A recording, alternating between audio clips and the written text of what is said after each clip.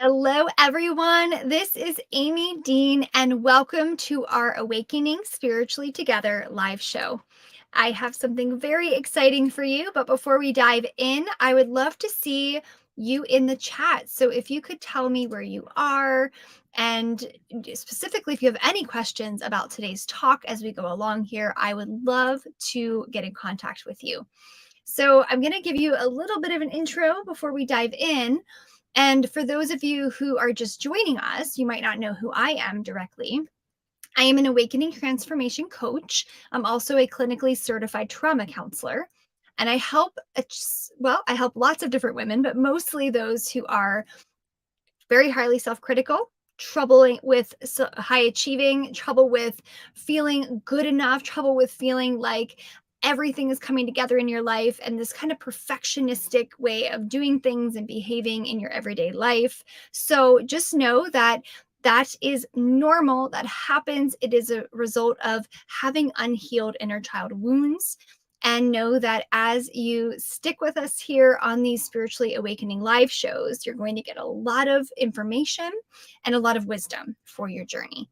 So I want to just start with what this is all about. I want to help those of you who are struggling with overworking, with perfectionism, with overachieving. I want to help you live a balanced work life and home life that fills you up. Because if you tend to be an overachiever or you tend to work a lot of hours, you often probably feel pretty depleted, I would think. So I want to share a little story with you. And as usual, feel free to be in the comments to send any questions my way, and I will make time for them at the end if there's any questions coming up. But what's most important is to share a little bit about what this problem really is about. Why are we even talking about this, right? This is such an important topic. So I want to share a story first with you about my own life and how this connects to this experience of burnout and this experience of feeling like you're depleted and that you don't have the kind of balanced life that you're looking for. And then I want to guide you through different ways of understanding why this is a problem and how to move forward on different tools and resources that can help you start to move towards healing so that you don't have to stay stuck in this hamster wheel experience of overachieving and overworking and burnout, of course, as well. So something that I want to share is that early on in my 20s, this is where this all started for me. And this is why I like to teach on this subject, is because when I was in my early 20s, I started having a lot of problems with overachieving, trying to make things happen and burning myself out. But it's interesting because before age 20, I don't remember having any of these experiences. I wasn't necessarily perfectionistic. I would never consider myself an overachiever. And I definitely didn't have overworking issues. But again, I was a teenager, right? So I had a different way of looking at the world. But what I discovered through this is that in my 20s, when I went to college, when I started on that path, I went to college because my friends did, because it was what was expected of me at the time. But in truth, I had no idea what I wanted to do. I had so many interests. I'm a Gemini, so I was all over the place. I'm like, I can do this and I can do that. And I had no clue what to do. So it wasn't long before I realized that I had to make one choice, and I had to be really clear about what that one choice was to make something of myself. And this is the message from our outer world. This is what society tells us.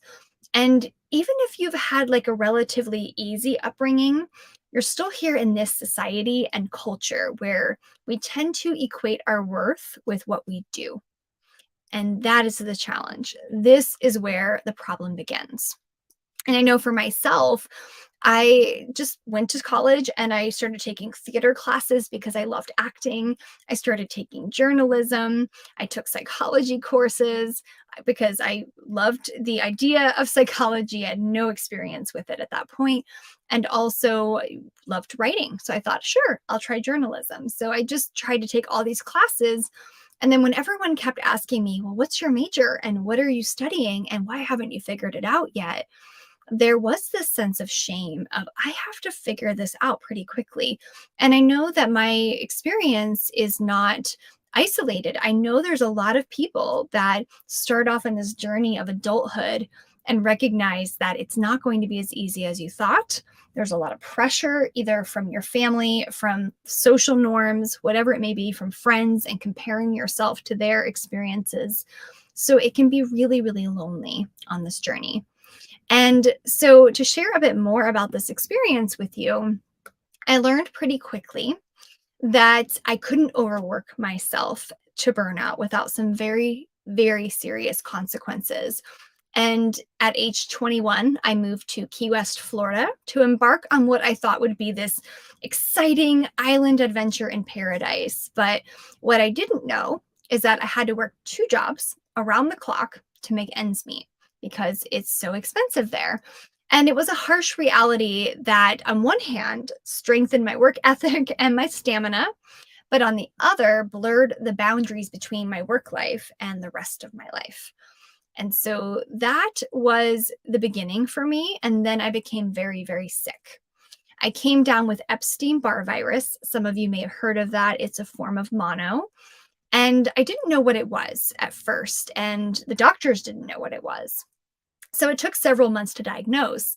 And all the while, they're giving me more and more antibiotics and not realizing it's a virus. So I'm getting worse and worse and worse. And my tonsils had swollen up so much that I could barely swallow.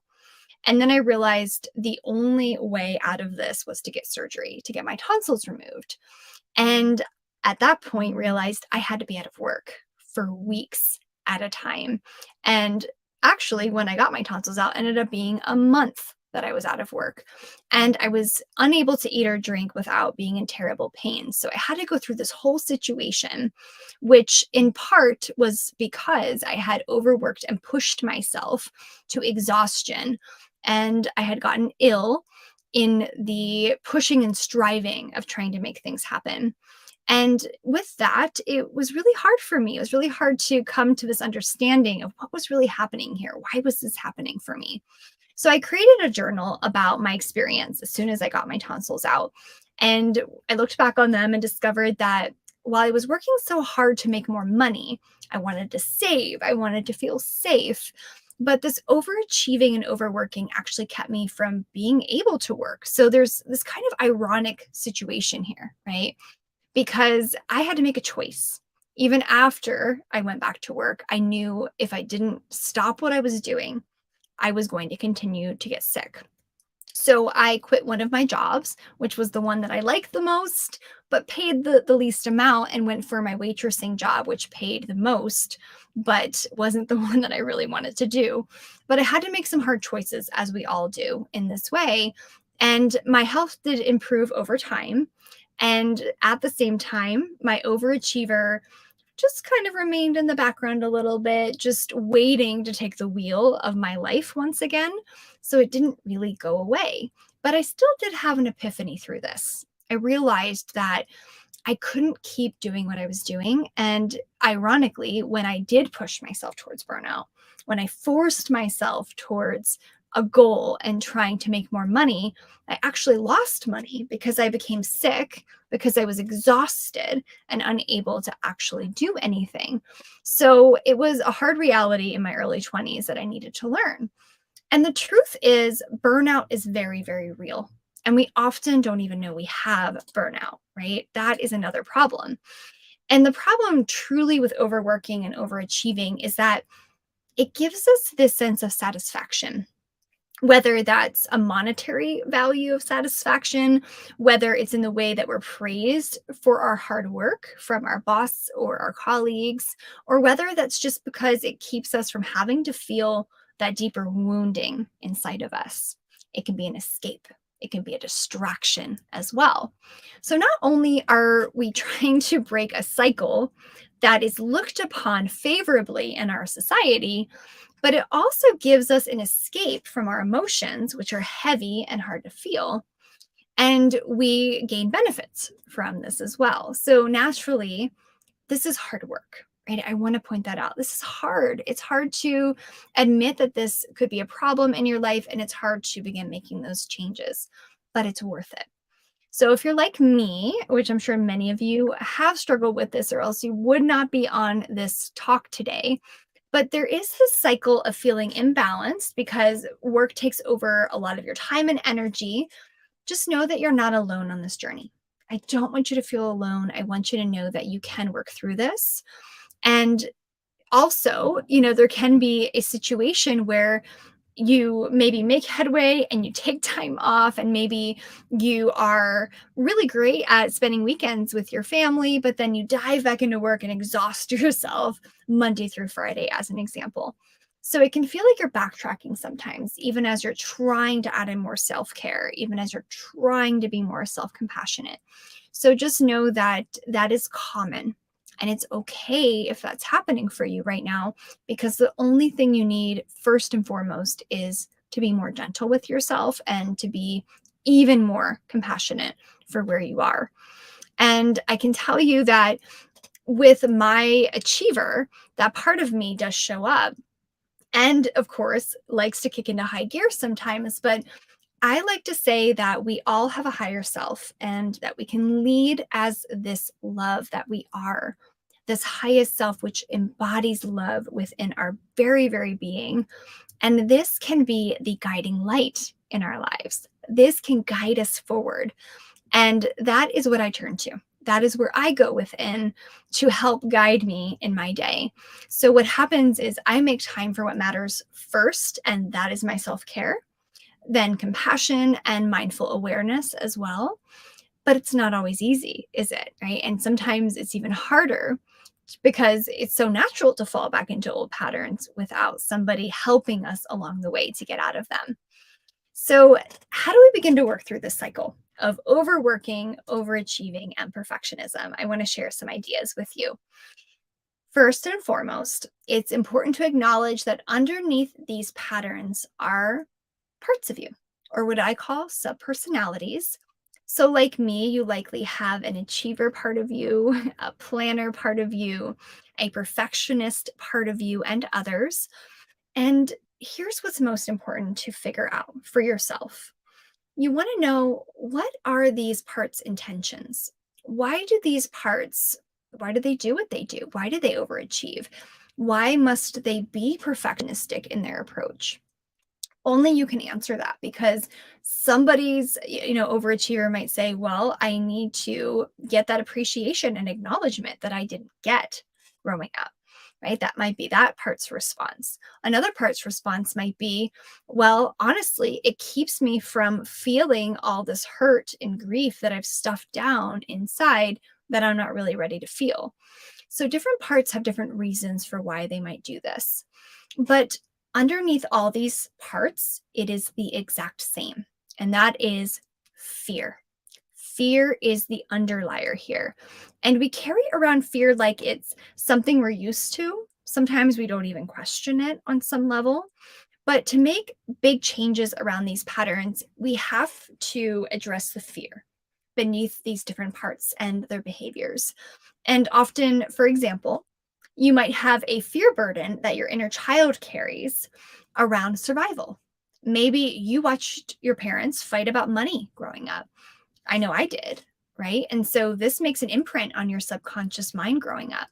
And maybe there's an inner child within you carrying fear around not being good enough. And I call this the shame wound. And if you have a history of trauma or abandonment or even betrayal of any sort, then you have an add on wound. That means that you don't feel good enough no matter what. And that can be so hard to break through, but it's possible. It's 100% possible to break through it. And you also, something important to note is you might not be the kind of person that walks around saying, I'm not good enough, or I'm terrified of what will happen if I lose my job. That you might not be thinking that consciously, but maybe it's lurking in the background of your awareness, hidden underneath the surface of the waters of your mind. Maybe it's just hanging back because, as you may or may not know, we are driven by our subconscious mind. Most of our lives are driven by our subconscious, and we don't even know why we're doing something in the moment because our subconscious is running the show, which are often these different parts of us. So we don't always know why we are engaging in certain behaviors, but you can be sure your subconscious is there guiding the way. And it's typically due to these unresolved woundings within you. So, this journey is not one to embark on alone. This is deep shadow work. It is truly transformational as you embark upon it. But when you heal these wounds, you can live a life free of inner confinement and feeling that freedom to be your true self instead of in suppression, which just continues that cycle of working towards burnout, of course. So, I want to give you some practical ways to move through this. And as I give you these practical ways to move through this, let me know if any questions arise as well. But the idea here is that I want to help you step out of these patterns that are keeping you from spending time with your family, from doing more of what you love, from traveling maybe, or just simply being and relaxing more often. So, here is a very, very important tool for your journey. If you haven't already downloaded the Spiritual Awakening Guidebook, which is a complimentary guidebook offered here in our community group, then please let me know in the comments. Something like, yes, I want my guide, or something to that effect. Please send me the guide, and me or someone on my team will make sure that you get that in the near future. So, what this guidebook has in it is it allows you to get in touch with the whys, what is happening, the whys of what's happening. And this is a self awareness journal and the ability to track the subconscious patterns within you that are running the show of your life. So, self awareness is the first big step towards change because if you can track your experiences that you're having every single day, then you'll be able to build awareness to start making those changes over time. Now, there's also a journaling practice within the guidebook, in addition to this framework of your 6 phases of spiritual awakening. And that's a process I teach to help you understand where you are on your spiritual path and how to ascend to that alignment of your higher self. And this guidebook truly will help you get to the heart of the matter and make real, lasting change. So please, again, let me know if you don't have this guidebook yet. Please let me know in the comments. Yes, please send me the guidebook and I'll make sure to get that to you. And I just want to remind you, and especially if you're new here, you might not know that I'm here to help you transform your life from the inside out. That's what I'm here for. So I offer a complimentary awakening transformation call to all members of the group here. My schedule fills up quickly, so please do take advantage of this opportunity. You'll get a personalized assessment of what is subconsciously holding you back from living the awakened life you deserve. And you'll also get some personalized tools and tips to move out of this stuck place that you may be in, whether it's in burnout, whether it's fears of taking the next step and moving out of a specific transition that you're going through right now. Whatever it may be for you, just know that I'm here to support you. I'll make sure to post this call booking link here in the group. I'll put it here in this very post so that you can access that. And please let me know if you have any questions that arise as you go forward on your journey. So I want to thank you so much for being here. Thank you for taking this time to open to this next phase of your spiritual journey. And I look forward to seeing you next week. Remember that every week I'm live here. It's 6 p.m. Pacific time, and that is 9 p.m. Eastern time. And every week I'm going live. And this month, we're particularly talking about the theme of money and spirituality and healing these blocks around money. And this is connected to that as we tend to overwork and prioritize work in this way. And then you'll see an exciting new live come out. You'll see it under the events section for next week. And keep an eye also on your email so you can always RSVP there as well. Thank you so much, all of you. I'm sending you so much love, so much blessings. Thank you for being here. And I will see you next week in our next live show. Take care, everyone.